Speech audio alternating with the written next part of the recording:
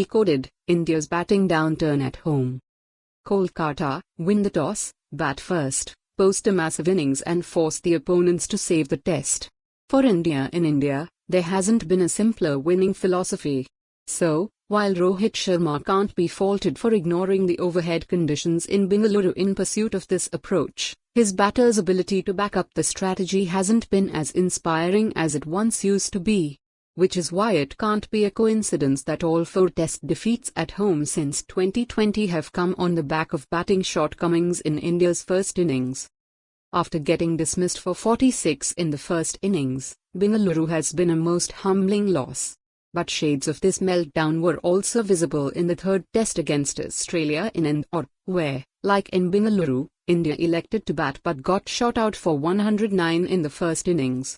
Australia fared slightly better to post 197 in the second innings, to which India could only reply with 163 as the entire match barely crossed lunch on the third day. Safe to say, India had lost that game in the first hour. They were 45 fifths by drinks in the first session itself, just like in Bengaluru. It's becoming a trend considering India have now lost 3 home series openers in 3 years. To New Zealand after England in 2021 and 2024. Even Bangladesh managed to run India close in Chennai last month, reducing them to 144 sixths in the first innings before Ravindra Jadeja and Ravichandran Ashwin bailed them out. Granted, even the best batting units can have a bad day, but so frequent have been India's first innings setbacks that it's snowballing into a worrying factor. And that is a marked departure from the past because batting at home never used to be a headache for India. Barring the first hour, fast bowlers don't get much assistance on Indian pitches. Most tracks are spinner-friendly, and all of them tend to get more difficult to bat on with time, so batting first is sort of a no-brainer.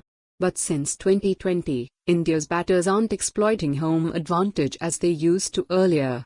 The overall numbers are conclusive too. Between 2015 and 2019, India used to average 48.57 runs per wicket at home in the first innings. That has slipped to 32.62 since 2020. From 53.93 to 36.58, India's second innings average too has taken a beating. And since most tests in India are decided by first innings leads, we are having closer finishes than usual. A major factor behind this dip in numbers is the slump in form of the batters during this phase. Between 2015-19, there were 21 individual hundreds scored at home. That number has gone down to 8 since 2020.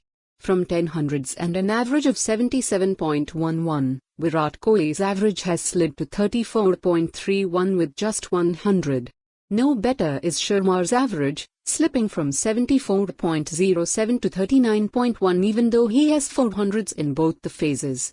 All these factors have had a cascading effect on I. For more on this story, visit the news article link.